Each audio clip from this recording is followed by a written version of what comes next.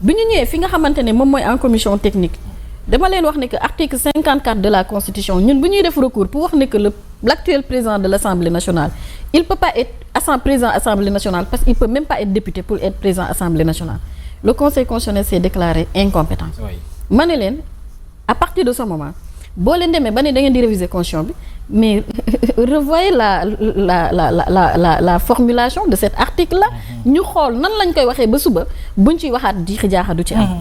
donc am na point yu bëri yoo xamante ne mun nañ ci revenir à ça c'est vraiment les éléments de fond yi nga xamante ne et ça demandait que nit ñi am ci xalaat et ça demandait parce que tey soo bëggee et même dans les discussions ñoom ils ont dit ils vont définir la haute trahison tey ils vont dire que déclaration de patrimoine booy dugg nii da nga koy joxe booy génn da nga koy joxe man awma ci problème mais li nga xamante ne moo grave te xëy na ci biir discussion yi en commission mënoo génne lépp ci mbedd bi parce que c'est des discussions internes mais da ngay gis ne que ñoom lu ñu bëgg mooy et y'a même am na seen benn député bu ko wax que même aujourd'hui le premier ministre du Sénégal warul nekk premier ministre boo xamante ne jógewul ci majorité parlementaire bii fi nekk et il n'est pas normal que ñu am un premier ministre boo xamante ne nu mu tudd sax politiqueul bokkul ci majorité bi beneen affaire bi ñu bëgg a wax ni que ñoom Assemblée nationale am nañ droit am def seen motion de censure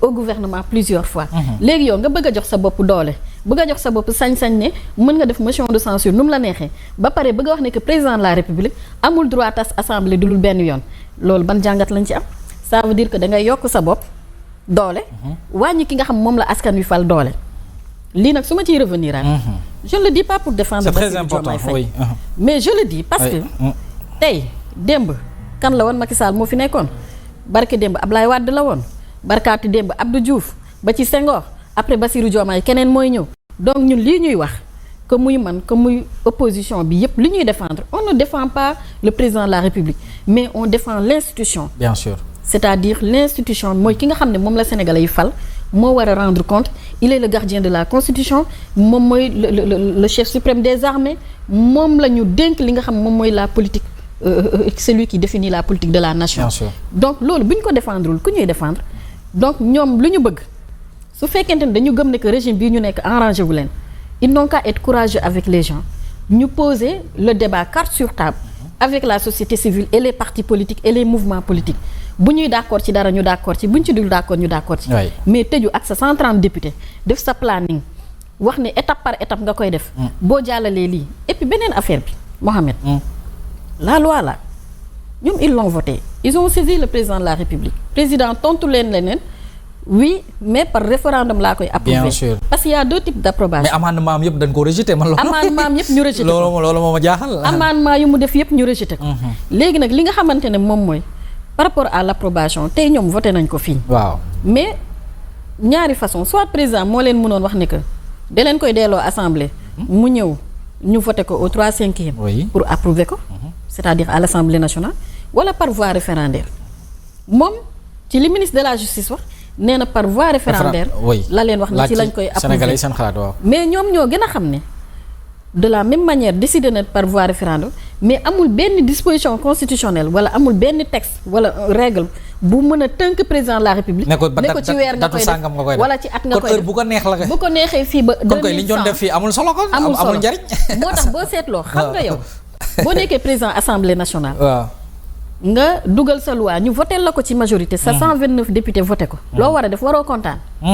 mais bu muy tëj débat bi xuloo la ko tëjee mooy dina demander président de la république mu promulguer loi bi moom référendum bi arrangé wu ko.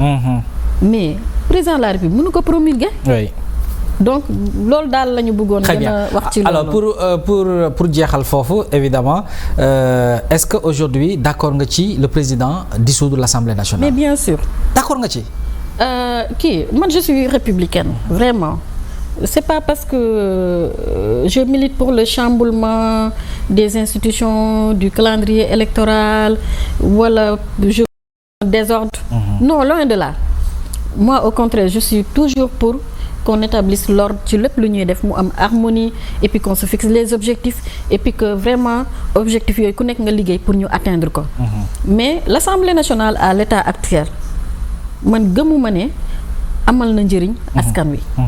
te assemblée bu demee ba mënul amal njëriñ askan wi.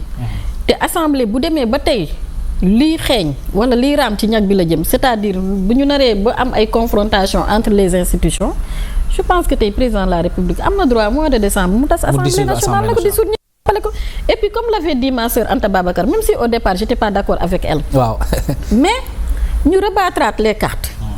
parce que tey assemblée nationale bu ñu la nee budget Sénégal député moo koy voté bu ñu la nee loi yi gën a am solo c'est-à-dire liy régir en tout cas le fonctionnement de l'État en termes de loi yépp assemblée ñoom ñooy légiférer donc ñun soxlawuñu yenn façon député yi.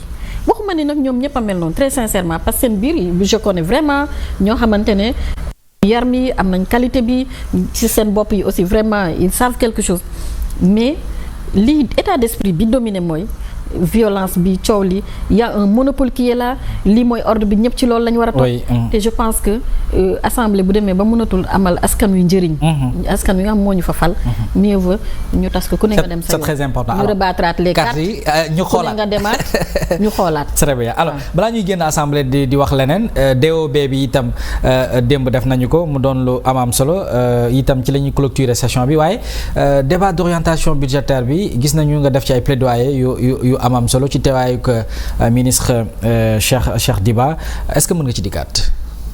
waaw xam nga DODP mooy débat d'orientation budgétaire d'abord dañuy soumettre lu ñuy wax le document de programmation budgétaire bi nga xamante ne moom mooy 2026 2027 2029.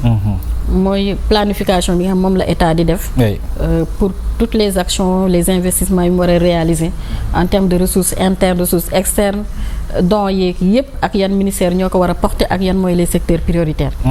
donc par exemple tey man li njëkk a attirer sama attention bi may examiner le dossier. mooy j'ai vu au premier trimestre de l'année 2026 la masse salariale dafa yokk de 5% par rapport à 2025 Mohamed ñaata structure ñoo fi dàq ay nit. waaw bëri na de licenciement yu bëree bëri. loolu incohérence diggante 2024 oui 2025. y en a beaucoup.